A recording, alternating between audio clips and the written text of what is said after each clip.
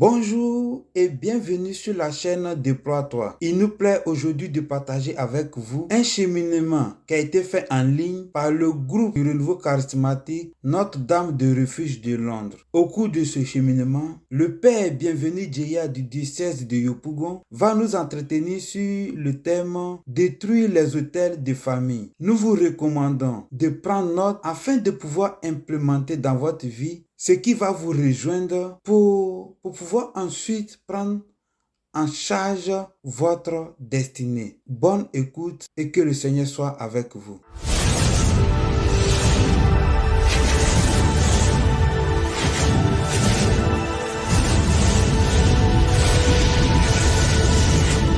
Alors, paix et joie à chacun d'entre vous. Très heureuse de vous voir nombreux connectés. Alors, je fais un coucou, bénédiction à toutes les personnes qui, depuis le début, se sont connectées, qui étaient là à l'heure, qui attendaient qu'on puisse lancer le direct. Bénédiction à toutes les personnes qui nous rejoignent en ce moment, depuis YouTube, depuis Facebook. Bénédiction à vous, à vos familles. Voilà, que Dieu vous bénisse pour toutes ces personnes-là qui ont partagé massivement et qui continuent de partager massivement. Que Dieu se souvienne de vous. Alors, nous n'allons vraiment pas tarder parce que nous avons vraiment beaucoup à toucher. C'est un thème. Je sais que par le thème, déjà, beaucoup de personnes ont été interpellées. Alors, ce thème qui nous réunit ici en ce soir, tout d'abord, est bel et bien le cheminement de toutes les possibilités. Et autour de ce cheminement-là, voilà, c'est un thème très important, le thème de celui de détruire les hôtels de famille. Et aujourd'hui, voilà, le Seigneur nous permet d'avoir le tout premier enseignement, un enseignement important. Il faudra vraiment prêter attention. Et je sais que beaucoup de personnes se sont signalées depuis le début, dès qu'on a lancé la communication. Plusieurs personnes nous ont contactés, pour demander les informations pour pouvoir se connecter parce que ces personnes-là, déjà par le thème, se sont retrouvées par rapport aux situations de vie que ces personnes expérimentent. Alors, je glorifie le Seigneur qui nous fait grâce de pouvoir vivre ce temps spécial, ce temps de grâce. Voilà. Et puis, il s'est choisi son serviteur, le Père Bienvenu Djeya, qui est connecté depuis la Côte d'Ivoire, qui nous fait grâce de vraiment son programme très chargé et très busy, mais qui a réussi à dégager du temps pour pouvoir apporter cette parole de vie à chacun de nous, mais voilà, au peuple de Dieu, aux enfants de Dieu, parce qu'il a ce burden-là sur le cœur, vous voyez, ce poids sur le cœur de pouvoir apporter la parole qui libère. Alors, je nous présente le Père Bienvenu Djeya. Le Père Bienvenu Djeya est prêtre du diocèse de Yopougon et il est curé de paroisse Saint-Thomas Académie, voilà. Et puis, beaucoup de personnes le connaissent déjà sur les réseaux sociaux, dans les différentes paroisses, par justement ce thème spécial qu'il va nous partager en ce soir, qui est le thème qui tourne autour de briser les hôtels de famille, particulièrement, surtout, les hôtels démoniaques ou maléfiques de nos familles. Alors aujourd'hui, c'est l'introduction de ce grand thème qui va nous conduire sur au moins 2 semaines. Donc, nous aurons 2 enseignements, un aujourd'hui, un demain. Nous aurons un autre enseignement la semaine prochaine et nous aurons une session Zoom qui sera en dehors de ces 3 enseignements qui seront présentés par le Père. Une session Zoom durant laquelle le Père pourra intercéder vraiment pour nous et puis faire le ministère vraiment pour prier, pour demander au Seigneur de venir visiter les vies et vraiment briser, voilà, les hôtels maléfiques qui parlent contre nos vies. Alors, sans plus tarder, je désire que tu puisses acclamer le Seigneur, bénir le Seigneur, lui dire merci pour la vie de son serviteur que nous allons accueillir maintenant sur notre écran. Voilà, que Dieu vous bénisse. Shalom, shalom l'abbé. Shalom, Malika Verger, comment tu vas? Ça va très bien l'abbé. Et chez toi? J'essaie de me maintenir. Excusez la qualité de ma voix depuis déjà avant-hier. Et hier, j'ai commencé à subir des coups bizarres. Hein. Donc, Dieu faisant grâce, j'ai tenu quand même à respecter le rendez-vous aujourd'hui. Merci beaucoup l'abbé, vraiment. Que le Seigneur te restaure et puis vraiment Amen. merci. Merci beaucoup pour ta disponibilité et surtout pour, voilà, même malgré les challenges et les attaques, même tu as pu dégager avec nous. Dieu fait grâce. Dieu fait grâce. Merci beaucoup, mon Père. Et on te laisse l'écran, le micro, pour que tu puisses nous conduire justement dans cette introduction de ce grand thème qui nous réunit en ce soir. Merci, mon Père. Merci bien. Alors, shalom, chers amis qui nous suivez par la magie de l'Internet. Dieu faisant grâce, aujourd'hui, avec les réseaux sociaux, nous avons la possibilité de toucher tout le monde par le monde entier. Et ce qui est le plus important, je crois pour ma part, que ce à quoi doivent servir les réseaux sociaux, effectivement, c'est ce que nous sommes en train de faire. Merci à ceux qui ont eu cette initiative. Merci à la Belgélica. Alors, sans plus tarder, je commence par dire ceci. Certainement que certains ont suivi la première vidéo que j'avais faite, mais j'ai été obligé d'aller très vite en besogne parce que c'était vraiment speed. Et donc là, je prends le temps de vous expliquer pendant cette session-là, afin de pouvoir détruire ces hôtels-là. L'une des choses à retenir de prime abord, c'est qu'on ne peut pas détruire ce qu'on ne connaît pas. Et si on connaît quelque chose, on connaît aussi son mode de fonctionnement. C'est ce qui nous donne la possibilité de pouvoir démolir en réalité les hôtels de famille. Alors, je commence par vous dire que pour comprendre le fonctionnement des hôtels démoniaques, il est très important de comprendre le fonctionnement des hôtels qui sont bâtis dans la Bible et comment est-ce qu'ils fonctionnent. Parce que le diable ne crée absolument rien, il ne fait que copier. Alors, je commence par nous présenter une situation. La situation selon laquelle, en définissant déjà le monde spirituel, comment est-ce qu'il fonctionne. En Marc, le chapitre 5, du verset 1 au verset 9, il est dit ceci, ils arrivèrent à l'autre bord de la mer, dans le pays des Gadaréniens.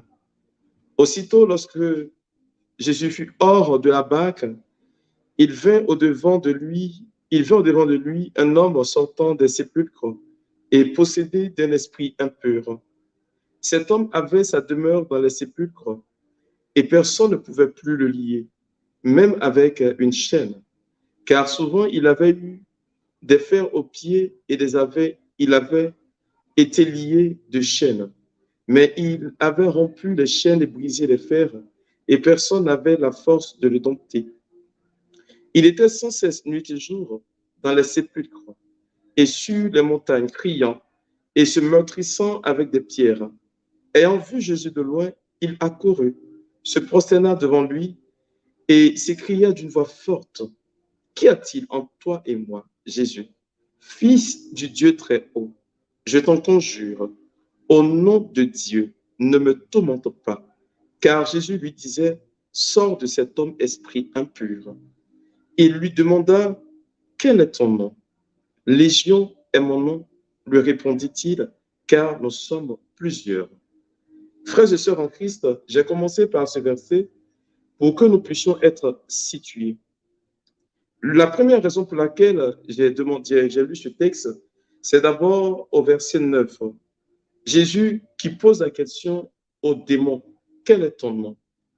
Dans le ministère de délivrance, d'exorcisme et autres, pour arriver à neutraliser l'action d'un démon, il faut connaître son identité.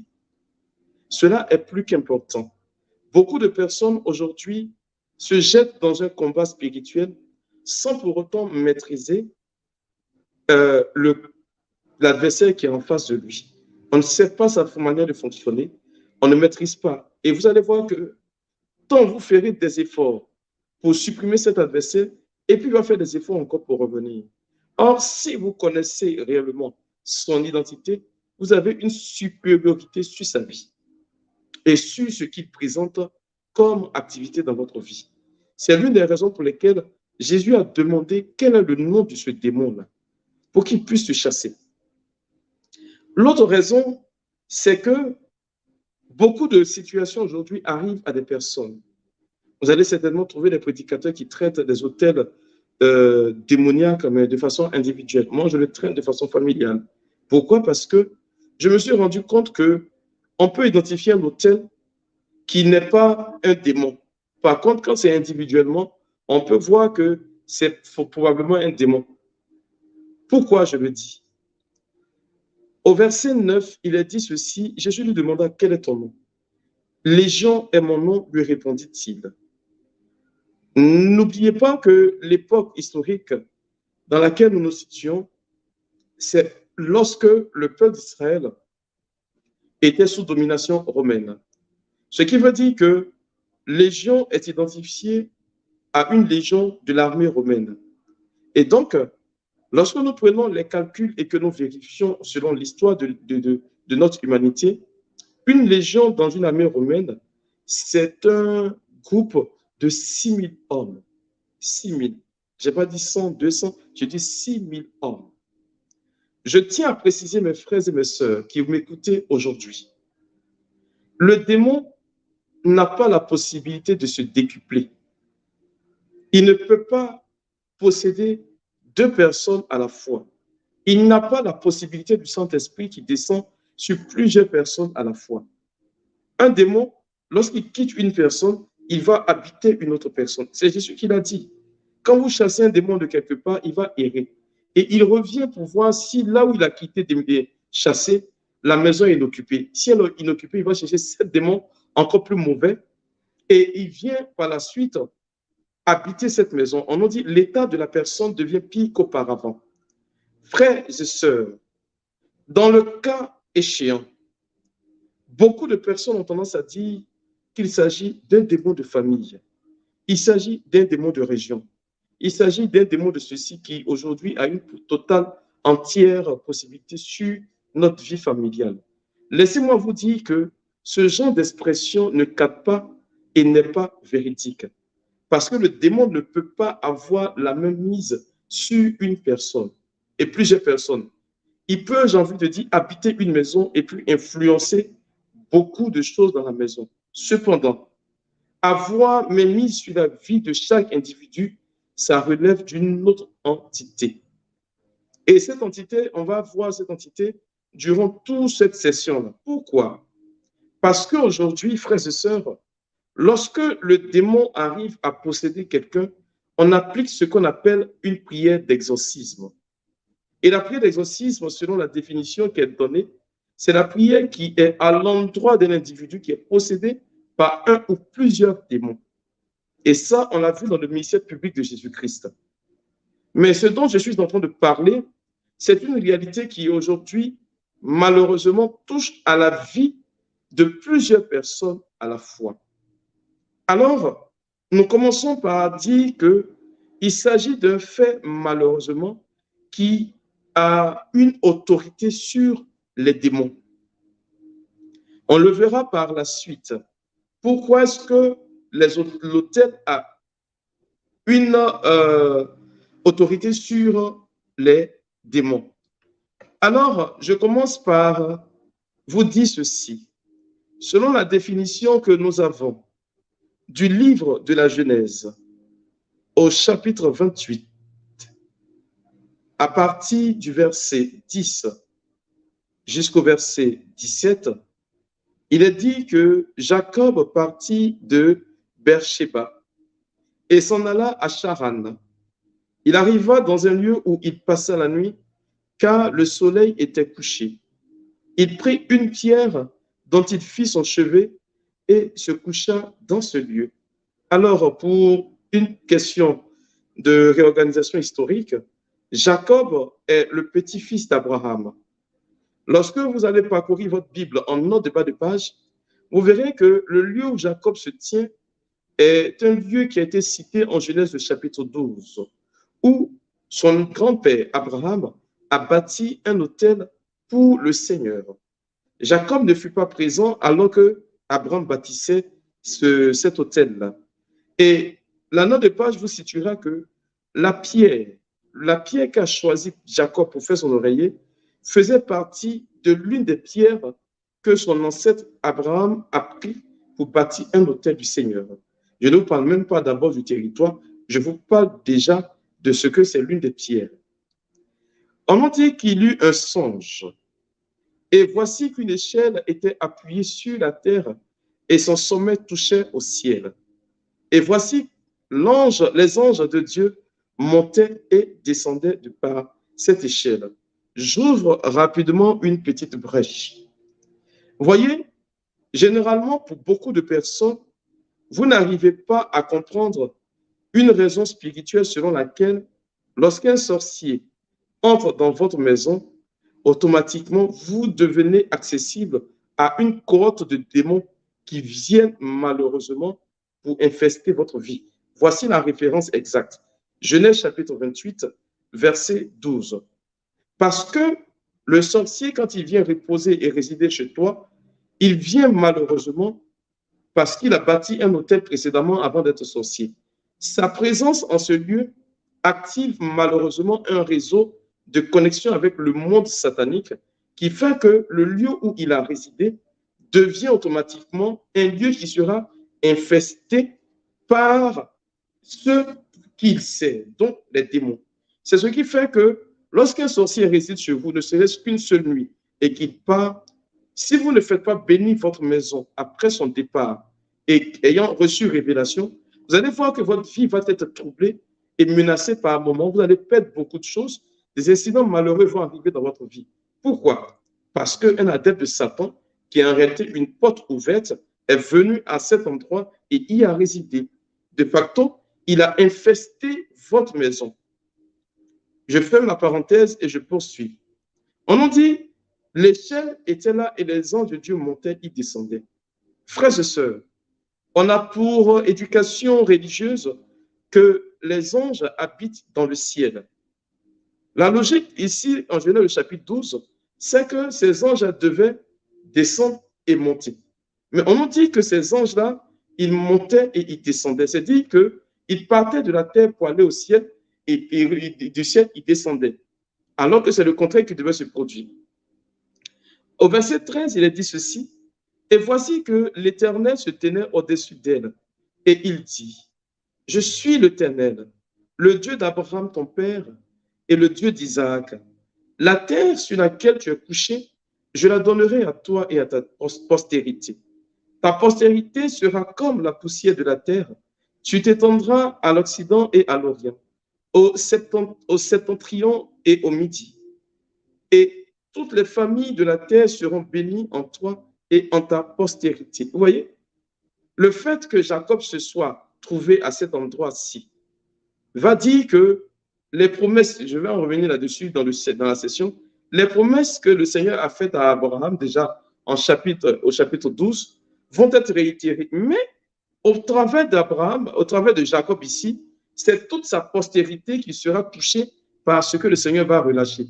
Comprenez, ipso facto, mes frères et mes sœurs, que dès le moment où il y a eu un hôtel démoniaque qui a été bâti dans votre famille, ce procédé que le Seigneur vient de libérer sur la vie de Jacob et sa postérité implique automatiquement, j'ai envie de dire de façon négative, pour ceux qui ont bâti un hôtel démoniaque, ça va arriver automatiquement dans leur vie.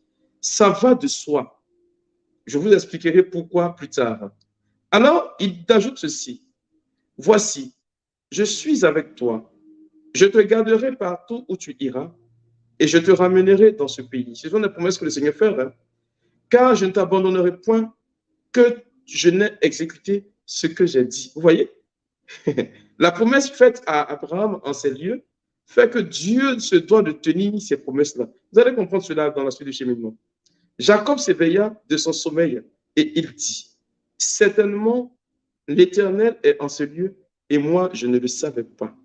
Lorsqu'un hôtel est bâti tout de suite, en faveur de la divinité à laquelle cet hôtel est bâti, la divinité prend sa source à cet endroit précis. C'est l'une des raisons qui fait dire, mes frères et mes sœurs, que lorsqu'un hôtel démoniaque est bâti en un lieu, sur une famille, le lieu et les personnes pour qui cet hôtel est bâti deviennent la propriété de cette divinité-là. Or, si malheureusement votre famille a bâti un hôtel pour le démon, vous verrez que tout ce que vous allez faire, tout ce que vous allez avoir, et même votre vie, est tout simplement lié à ce démon-là.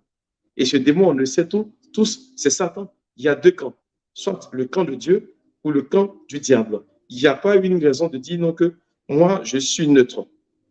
La neutralité dans le monde spirituel n'existe pas. Alors, je poursuis. On nous dit, Jacob s'éveilla de son sommeil et il dit, certainement l'Éternel est en ce lieu et moi, je ne le savais pas. Il eut peur et dit, que ce lieu est redoutable. C'est ici la maison de Dieu, c'est ici la porte des cieux.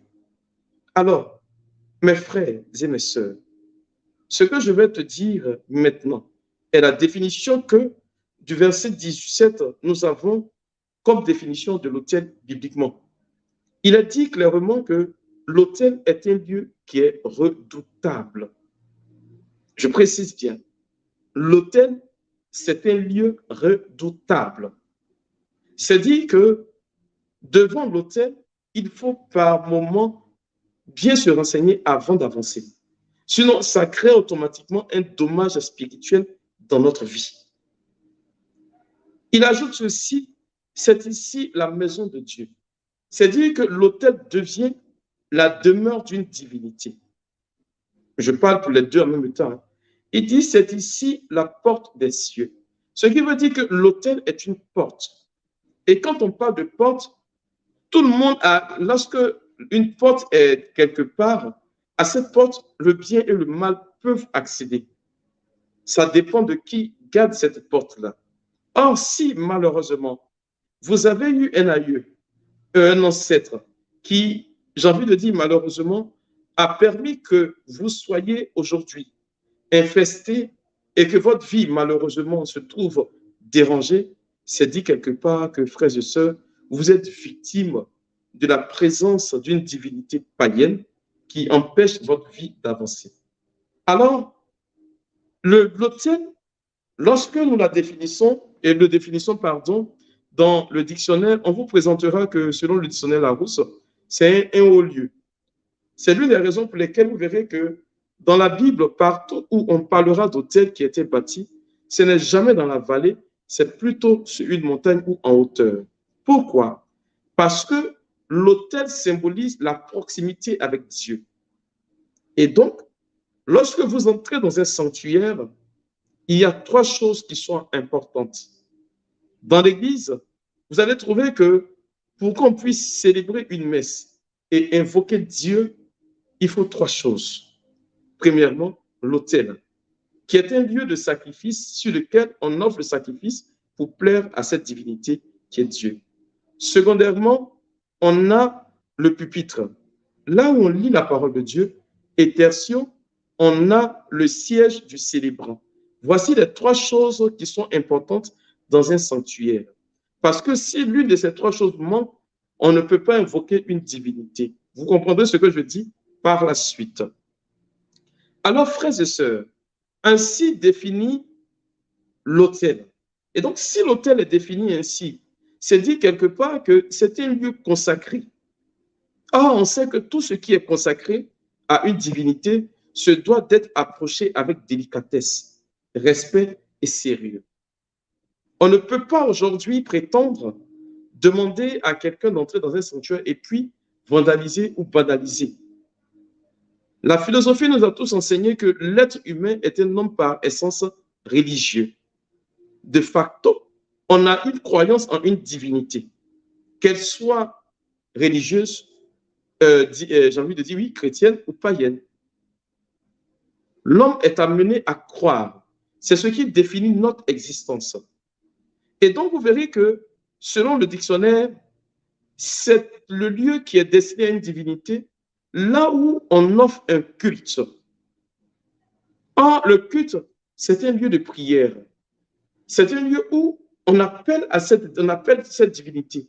On fait les demandes à cette divinité, on promet à cette divinité de l'honorer, on demande à cette divinité, de nous protéger, de nous garder. Et nous, en retour, on sera réellement comment est-ce que je peux dire cela tranquillement? On sera véritablement ses adeptes.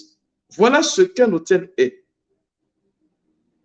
C'est le lieu d'une rencontre entre la divinité et sa créature. C'est l'une des raisons pour lesquelles vous verrez que l'Église catholique, j'ai envie de dire que Dieu nous a fait la grâce, sincèrement, à vous qui êtes catholiques, que l'Église catholique est la meilleure et la merveilleuse des églises. J'ouvre une parenthèse. Vous voyez, beaucoup de pasteurs, nos frères pasteurs, je les salue au passage, je les respecte, mais ils sont incompétents dans le fait de démolir les autels parce qu'ils n'ont pas d'autel chez eux. La réalité de l'autel dont on parle aujourd'hui, ils n'ont pas. Du coup, ils ne peuvent que prêcher, mais ils peuvent peut-être vous enseigner, mais ils ne peuvent pas démolir. Plus tard, vous allez comprendre ce que je suis en train de dire parce que Lorsqu'on démolit, on ne fait que rebâtir après. Mais même s'il arrive, j'ai envie de dire verbalement, à démolir tout cela, mais ils n'arriveront pas à bâtir un hôtel parce qu'ils n'ont pas la messe chez eux. J'ai suivi un jour un séminaire organisé par le pasteur Mohamed Sanogo sur les réseaux sociaux et il avait invité un prédicateur qui est venu de l'Europe qui a défini l'hôtel. Et puis, il parlait des avantages, il parlait des privilèges, il parlait de tout ce que l'hôtel peut apporter à l'humain, ainsi de suite. Et ce qui m'a plu, c'est la fin de son intervention. Il finit et puis il dit, hélas, les catholiques ont découvert le secret avant nous. Vous voyez, c'est un pasteur, hein? Il dit, hélas, les catholiques ont découvert le secret avant nous. J'ai suivi aussi l'intervention d'un autre pasteur, je crois que c'est en Afrique du Sud, qui était en train de parler des églises où il y avait des miracles authentiques. Et il définissait comme cela que l'église, la première, où il y a des miracles authentiques, c'est l'église catholique. Et il ajoute ceci, le lieu dans l'église catholique, ou le moment dans l'église catholique où il y a plus de miracles, il dit que c'est au cours de la messe. Mes frères et mes sœurs, on peut s'asseoir en assemblée et puis prier. On peut évoquer Dieu. Rien n'oblige Dieu à descendre. Il peut dire, je ne viens pas. On va beau crier, on ne va même pas ressentir quelque chose. Rappelez-vous, à la naissance de... comment il s'appelle la même oui, à la naissance de Samuel. Avant que Samuel ne devienne au monde, on nous dit, Dieu ne s'était plus présenté au peuple d'Israël. Il ne parlait plus au peuple d'Israël pendant un bon moment, avant que Samuel ne vienne au monde. Le prophète Samuel, je veux dire. Voyez, frères et sœurs, l'Église catholique a découvert ce secret-là et puis elle le garde jalousement. C'est notre privilège. Lorsqu'un prêtre se met quelque part et qu'il décide de célébrer une messe, dès le moment où le prêtre commence à invoquer et à demander à Dieu de descendre, mon frère, ma sœur, Dieu est obligé de descendre parce qu'il a consacré un de ses serviteurs qui a le secret pour l'appeler. C'est l'une des raisons pour lesquelles Jacob peut se permettre pour dire que l'autel est un lieu qui est redoutable. Oui, redoutable dans la mesure où l'autel aujourd'hui est ce qui donne la possibilité de pouvoir demander à Dieu de descendre. Et j'ouvre la parenthèse pour dire ceci. Pour ceux qui ont étudié, j'ai envie de dire, l'eschatologie, le discours après la mort, ou bien l'angélologie ou la démonologie, lorsque vous parcourez le livre de la Genèse, vous allez voir que vous connaissez cette maxime qui dit généralement, c'est le spirituel qui commande le physique. Effectivement, c'est parce que ce qui doit être créé physiquement a d'abord son essence spirituellement. On le voit dans le livre de la Genèse, Genèse 1. Dieu parle d'abord spirituellement et puis ensuite des choses viennent à l'existence matériellement. Dieu que nous adorons, il crée d'abord le monde spirituel. Et ensuite, il va venir créer notre monde matériel. Mais Dieu, en le faisant, il établit automatiquement des règles. Et les règles, de sorte à ce que, on va le voir en Genèse le chapitre 6, je crois bien, où il va défendre au fils de Genèse chapitre 6, par exemple, à partir du verset 1 et 2, je vais lire, on nous dit que lorsque les hommes eurent commencé à se multiplier sur la face de la terre et que des filles leur furent nées, les fils de Dieu virent que les filles des hommes étaient belles et les prirent pour femmes parmi toutes celles qu'ils choisirent. Alors l'Éternel dit, mon esprit ne restera pas toujours dans l'homme, car l'homme n'est que chair, et ses jours seront de 120 ans. Les géants, voilà. Voilà, quand vous lisez bien, vous allez voir que Dieu va ériger là une barrière. Et la barrière, c'est que plus personne dans le monde spirituel, aucun être spirituel ne peut avoir accès au monde matériel. Et le monde matériel dans lequel nous vivons, les hommes de ce monde ne peuvent pas avoir accès au monde spirituel, ne serait-ce que par un seul principe. Et le principe, c'est le principe de l'autel. Rappelez-vous de ce que Jacob a dit, en Genèse chapitre 28, verset 17, il dit, ce n'est rien d'autre que la porte du ciel. C'est-à-dire que si Dieu doit réellement descendre dans la vie des êtres humains, il est obligé de passer par le ciel. Il n'y a rien à faire. C'est l'une des raisons pour lesquelles vous verrez que Jésus-Christ, qui respecte ce, va respecter cela, et il va faire ce qu'on appelle, en instituant la messe, ainsi de suite, pour lequel on va offrir des sacrifices, va célébrer une messe, la dernière messe, la première messe, pardon, à la Sainte-Seine le jeudi saint. Vous voyez que tout est lié. Il y a une relation qui définit réellement l'utilité de l'autel, parce que c'est le seul moyen que Dieu a mis à la disposition de notre humanité pour entrer en connexion avec nous. Voilà. Et le diable, qui ne crée absolument rien, va se saisir de cette opportunité-là pour malheureusement instruire ceux qui vont malencontreusement agir en copiant ce que Dieu nous a demandé de faire. Et c'est ainsi que des malheurs vont s'introduire dans notre vie. La Bible, l'adage dit ceci, le mensonge court plus vite, mais la vérité finit par rattraper le mensonge. C'est l'une des raisons pour lesquelles vous allez voir que le diable, c'est vite fait de se dépêcher pour que nos parents, qui ne connaissent pas Jésus-Christ, puissent offrir des sacrifices à ce qui leur était inconnu. Et malheureusement, c'est à Satan qui le faisait. Et aujourd'hui, nous en payons le prix fort. Alors, mes frères et mes sœurs, j'aborde maintenant, toujours dans cette première partie, le fait que nous avons quelque chose qui se pose sur ce problème-là, lorsqu'un hôtel démoniaque est bâti. Quand un hôtel démoniaque est bâti, il y a tout de suite, j'ai envie de dire, des retombées. Il y a toujours des conséquences. Et c'est clair. En Juge chapitre 6, le verset 1 au verset 6, il est dit que les enfants d'Israël firent ce qui déplaît à l'Éternel. Lorsque vous allez trouver dans l'Ancien Testament un tel verset, c'est qu'ils ont désobéi au premier commandement de Dieu, sur les 10 que Moïse a reçus. Et le premier commandement, il est simple. Il est dit ceci, que tu adoreras Dieu seul et tu l'aimeras plus que tout. Voilà. Tu adoreras Dieu seul et tu l'aimeras plus que tout. C'est le premier commandement. Et là, les filles d'Israël ont désobéi à Dieu. C'est-à-dire qu'ils ont fait des sacrifices à une autre divinité. Et cette autre divinité-là, ce n'est rien d'autre que Satan. Il peut prendre plusieurs noms. Ici, dans le contexte dans lequel nous sommes, il prend le nom de Baal. Mais en réalité, c'est lui. Alors, les conséquences qui s'en suivent sont immédiates. Il a dit ceci, et l'Éternel les livra entre les mains de Madian pendant 7 ans. Si Dieu les livre entre les mains de Madian pendant 7 ans, cela suppose, mes frères et mes sœurs, qu'il y a un problème. Lorsqu'on te livre à un ennemi, cela suppose que tu as 2 statuts. Bon, le même, mais qui est dit, soit tu es prisonnier ou tu vis en esclavage. Voilà ce qui se présente.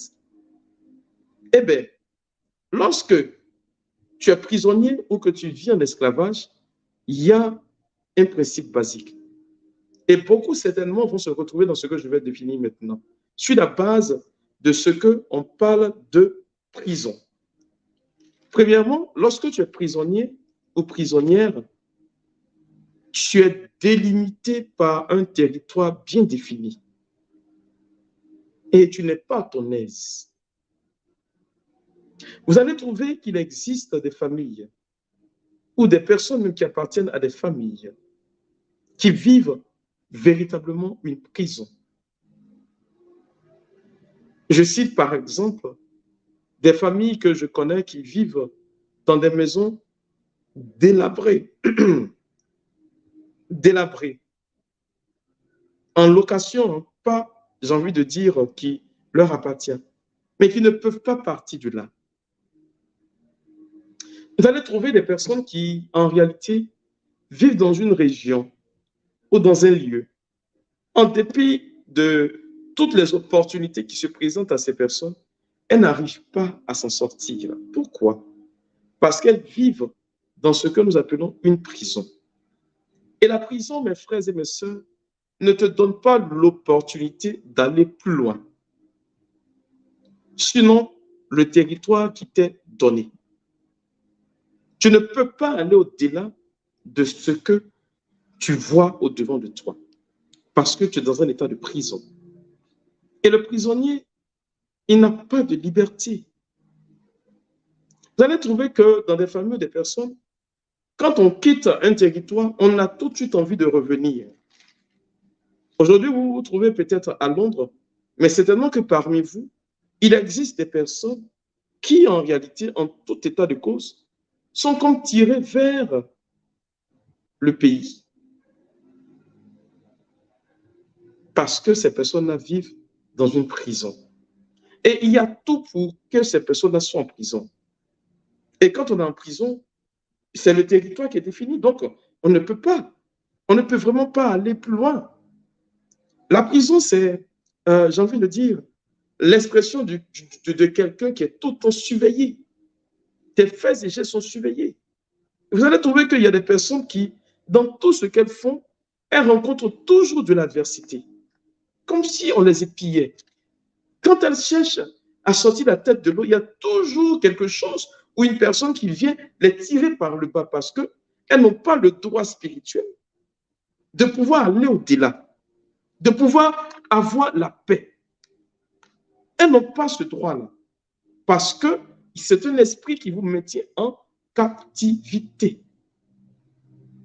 où tu ne peux pas réellement t'épanouir.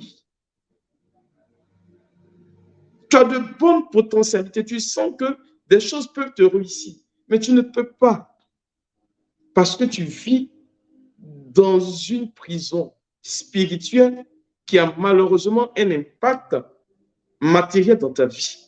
Rappelez-vous, c'est le spirituel qui commande le physique. Et celui qui n'a pas de liberté spirituelle ne peut pas avoir une opportunité matérielle. Ça, c'est clair. C'est une loi divine. Lorsqu'on est en prison, on peut avoir de belles idées sur des projets. On peut décider de faire certaines choses, ça et là, oui. On a envie même d'aller plus loin pour faire j'ai envie de dire, de bonnes choses. Cependant, on n'y arrive pas. Vous allez trouver qu'il existe des personnes qui débutent une activité ou un travail, mais c'est cyclique.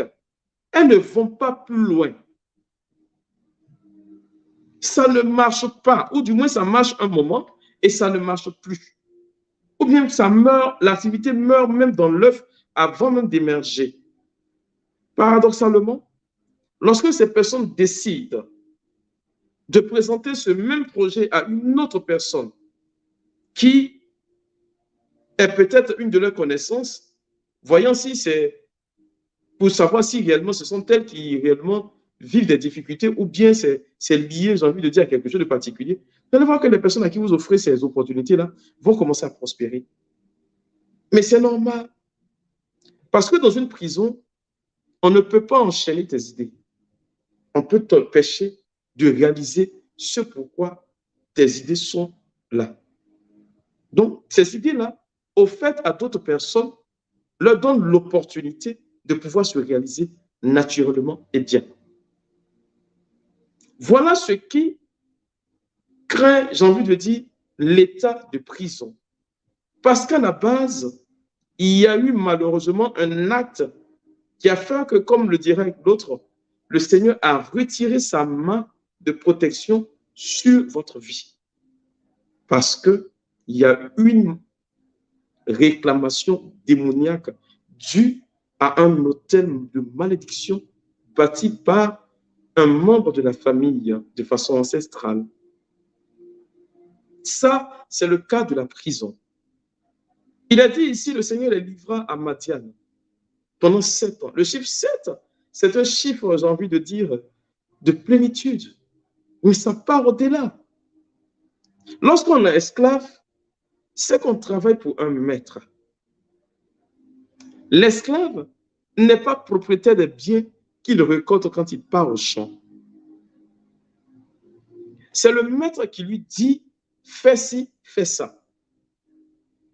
Et quand il le recote, automatiquement, ça revient au maître.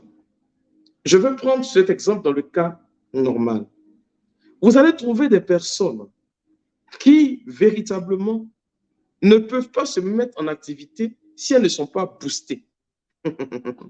C'est pas si tu comprends un peu ce que je dis. S'il n'y a pas de motivation venant de quelqu'un, c'est la situation de l'esclavage. C'est-à-dire que tu ne peux rien entreprendre de toi-même. Et lorsque tu décides d'entreprendre et que ça marche, vous allez voir que ces personnes-là ne dépassent pas un seuil dans ce qu'elles font comme économie. C'est le cas de l'un de mes fils. Avant qu'on ne se rencontre, il me disait qu'il n'arrivait pas à économiser jusqu'à un certain montant. Mais Dieu faisant grâce, durant la gloire à Dieu, quand nous avons fini ce cheminement, il a pu dépasser même ce qu'il avait toujours comme réserve. Et aujourd'hui, ça va, il est rassuré. C'est vrai que ce n'est pas totalement rose, rose, rose, mais aujourd'hui, ça va. Il dit, mon Père, merci. J'ai dit, rends la gloire à Dieu, parce que c'est lui qui a permis qu'on se rencontre et que tu puisses réellement arriver à sortir quand même la tête de l'eau. Frère, sœur, l'état de celui qui est esclave, c'est celui qui malheureusement aujourd'hui est dans une situation où il travaille. Mais ce qu'il récolte n'est pas pour lui. Vous trouverez certainement des personnes, quand elles travaillent, elles vont au job, elles reçoivent leur salaire. Il suffit de retirer les charges fixes et puis le salaire se volatilise. C'est-à-dire on ne sait même pas où est-ce que l'argent est entré. Frère, sœur, laisse-moi te dire ceci.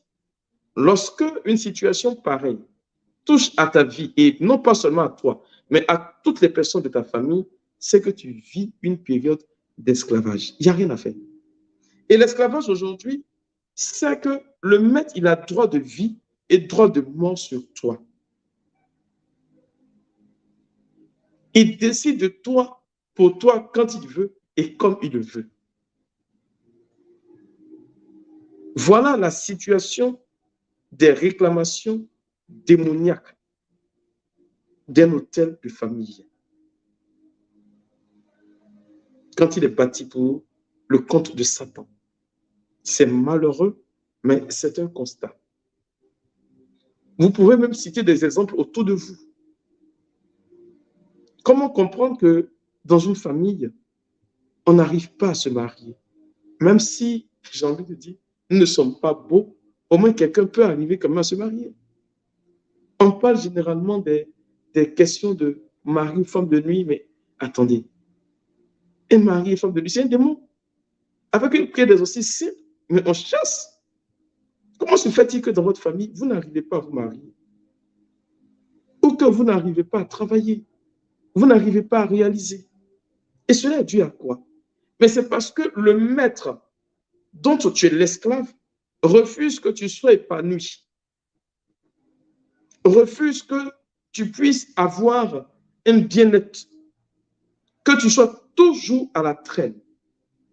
Que tu puisses toujours tendre la main, j'ai envie de dire, pour réclamer quelque chose. C'est dommage, c'est malheureux, mais c'est ce qui est. Et c'est le cas de l'esclavage. Nous poursuivons. Il a dit au verset 2 que la main de Madian fut puissante contre Israël. La main de Madian fut puissante contre Israël. Dans une autre version de Bible, on vous dira ceci: l'oppression des Madianites fut si dure contre Israël. Et je pense que vous comprenez. Dans le jargon des démons et autres, il y a 4 formes, j'ai envie de dire, d'exercice du démon ou de Satan dans la vie d'un être humain ou d'un chrétien.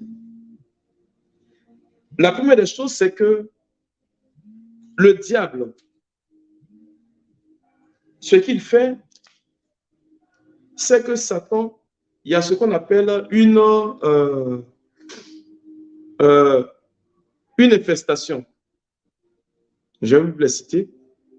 L'infestation, c'est, vous voyez, dans la Bible, avec Judas, par exemple. La Bible nous dit que dès que Judas a pris la bouchée,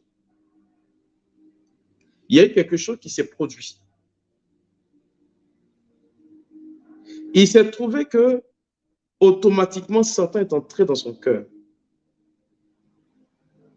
Ben, c'est très clair. C'est que Judas n'était pas possédé.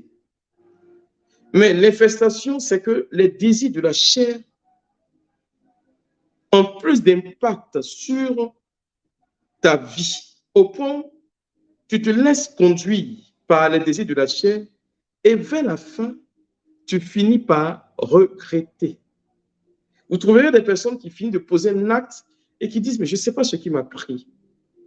C'est ce que nous appelons en réalité une infestation démoniaque. Il y a aussi ce que nous appelons une vexation. La vexation, c'est généralement ce que nous rencontrons avec ces histoires de mari et femme de nuit, où le démon se sert de sa présence dans votre vie pour agir de façon subconsciente dans votre vie, et cela a un impact matériel. Peut-être lié par, j'ai envie de dire, quelque chose que vous avez fait, par un talisman, ainsi de suite, et il a un exercice sur votre corps. Vous savez, mais vous ne pouvez pas vous en départir.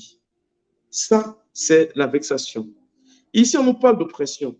L'oppression, c'est l'exercice que le démon a ou le diable a de façon extérieure sur ma vie.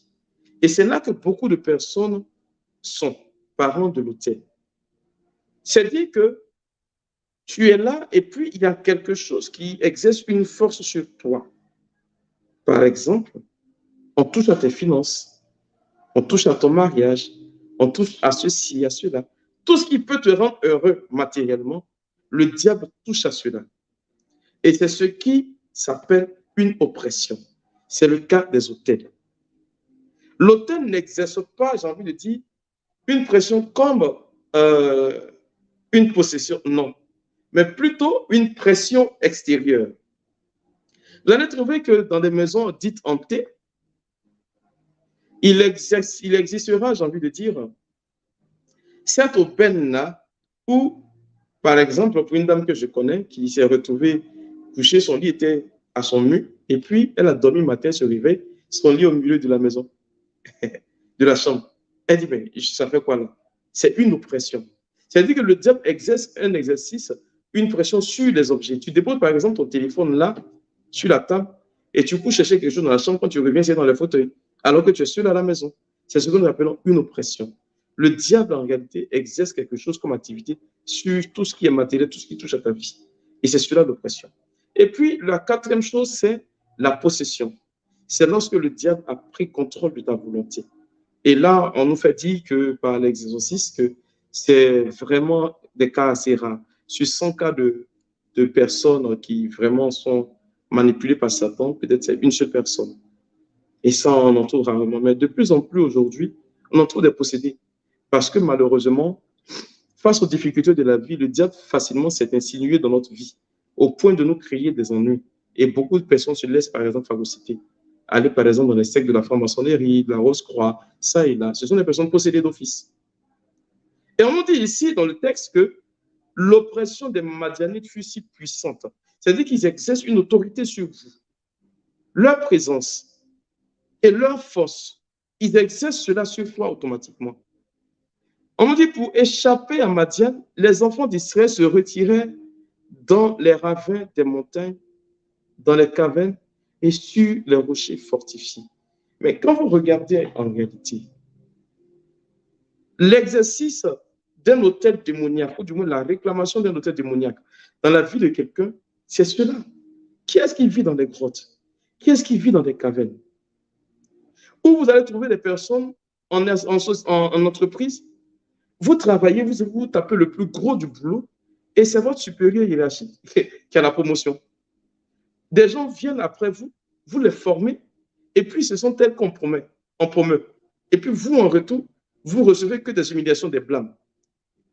C'est le cas ici. Pourquoi? Parce que lorsqu'on vit dans des cavernes et des grottes, ça nous donne la possibilité de ne pas, en principe, être mis sous les projecteurs. Vous allez trouver des personnes, par exemple, on doit nommer, et puis on nous donne la nomination à quelqu'un d'autre. C'est l'activité de l'hôtel dans ta vie. C'est le cas de deux jeunes dames que je connais qui étaient parties assister, elles étaient dames de compagnie pour un mariage à la mairie, elles sont jumelles. Et il s'est trouvé que le mec, il vient et puis il les regarde en plaisantant, il dit, mais depuis comment je vous connais là, vous êtes toutes toujours dames de compagnie, vous n'avez jamais trouvé quelqu'un pour vous marier. Et puis elles ont pris pour lui. Et c'est le cas de l'oppression, où un homme t'aborde et il te propose d'aller jusqu'au mariage, et toi, tout de suite, ce qui te touche, c'est que tu cherches à proposer à cet homme-là, ta camarade. Ce n'est rien d'autre qu'une oppression. Et ça, c'est une réclamation démoniaque. Parce que ceux qui vivent sous les projecteurs, cachés des projecteurs, c'est ceux-là. Vous allez trouver des personnes qui n'aiment pas être plébiscitées, en dépit du travail qu'elles font réellement. Oui, mon frère, ma soeur, ce que je suis en train de te faire comprendre, c'est qu'il y a une réalité aujourd'hui dans ta vie. Et cette réalité, c'est l'autel. Au verset 3, il est dit ceci. Quand Israël avait semé, Madian montait avec Amalek et les fils de l'Orient. Ils marchaient contre lui. Ils campaient en face de lui, détruisaient les productions du pays jusque vers Gaza et ne laissaient en Israël ni vivre, ni brebis, ni bœufs, ni ânes. Car ils montaient comme avec leurs troupeaux et leurs tentes. Ils arrivaient comme une multitude de sauterelles et ils étaient innombrables, eux et leurs chameaux. Et ils venaient dans le pays pour le ravager. Voyez, voilà l'acte qu'un autel démoniaque peut poser dans votre vie. Vous allez trouver des personnes qui, vous travaillez, mais vous reprenez chaque fois. C'est-à-dire que c'est comme une forme de non-accomplissement.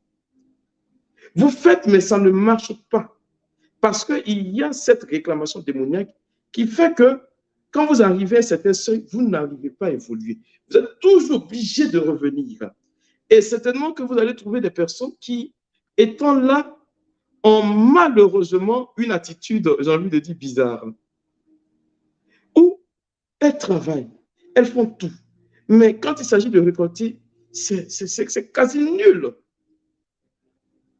Vous n'arrivez pas véritablement à vous réjouir. Vous trouvez que vous faites 2, 3 boulots pour vous qui êtes en Europe. Et puis, rien ne se produit, rien ne se passe. Vous n'arrivez même pas à faire des économies. Mais c'est parce qu'il y a que les hôtels démoniaques envoient des esprits de Madian jusqu'à vous pour dévorer vos biens. On nous dit des sauterelles. Pour dévorer ce que vous avez. Et lorsque vous regardez dans la situation de votre famille, aucun membre de votre famille ne se trouve vraiment épanoui ni heureux. Pourquoi? Parce qu'il y a ce facteur-là. Il y a ce phénomène de réclamation démoniaque. Mon frère, ma soeur, quand tu regardes aujourd'hui la situation de ta famille, tu es peiné. Tu ne peux rien faire. Quand bien même tu jeûnes, que tu pries, tu ne te livres pas, j'ai envie de dire, à des jeux fallacieux qui peuvent entraîner malheureusement des impacts négatifs dans la vie de ta famille. Cependant, tu vis cela comme si réellement c'était quelque chose qui était en train d'emprunter ta vie, qui était en train d'avaler toute ton existence. Mon frère, ma soeur, il a dit ceci, lorsque les Israélites ont fait une adoration à une divinité païenne, voilà ce qui est arrivé à leur vie. Frère, sœur, je voudrais m'arrêter là, de prime abord, pour te faire comprendre que il y a une entité qui est capable de parler plus qu'un démon. Ce n'est pas casser, briser. Ce n'est pas chasser. Parce qu'on chasse quelqu'un qui est venu. Mais là, c'est quelque chose qui a une empreinte, qui a un impact dans ta vie, pas seulement toi seul, mais dans celle de toute ta famille. Je prie que cette session pour laquelle tu es abonné puisse t'apporter délivrance et libération. Que le Seigneur en cette nuit te protège. Pour avoir déjà entendu ce premier enseignement, que son sang te couvre, qu'il te garde, pour ne pas qu'il y ait un retour négatif sur ta vie et sur tes activités. Que Dieu te bénisse. Amen. Amen, amen, amen, amen. Merci beaucoup, mon Père, pour ce tout premier enseignement vraiment très riche, très, très riche. Et j'ai vu vraiment les commentaires des frères et sœurs. Alors, nous avons des frères et sœurs vraiment nombreusement, j'aime dire ça, nombreusement connectés, nombreusement engagés, voilà, dans les commentaires. J'ai vu plusieurs personnes qui ont dit, mais mon Père, comment je m'en sors parce que je me retrouve dans ce que tu es en train de dire. Donc, aujourd'hui, c'est vraiment le premier enseignement, mais je vais permettre au Père de pouvoir peut-être faire une petite lucarne par rapport à tout, parce qu'il y a tellement de personnes qui écrivaient ça, mais mon Père, je fais quoi?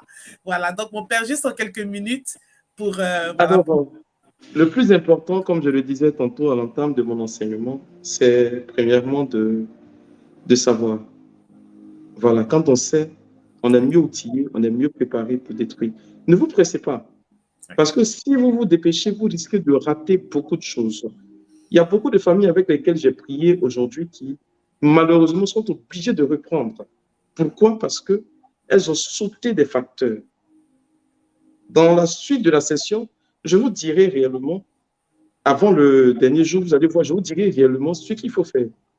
Oui. Pour comment identifier ces auteurs de malédiction-là. Parce que mieux on les identifie, et puis ça nous facilite la tâche.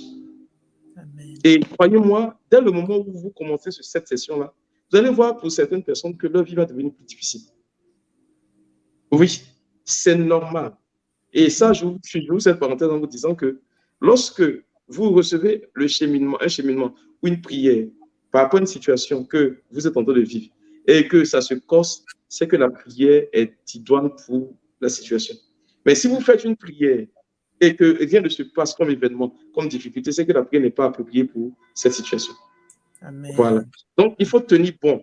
N'ayez pas peur. Jésus-Christ vous a déjà donné la victoire. Nous sommes dans le processus pour que vous en priez tout simplement dans la révélation que le Seigneur vous a apportée dans ce salut-là. C'est tout simple. Donc, être mieux informé, ça te donne déjà un avantage tactique, tout simplement. Amen. Amen, amen, amen. Merci beaucoup, mon Père. Alors, Merci, oui, j'aimerais juste te demander que tu puisses peut-être faire une petite prière pour nous donner la bénédiction pour qu'on puisse te libérer pour ce soir. C'est compris, il n'y a pas de souci. Ouais. Le Seigneur soit avec vous. Et avec votre esprit.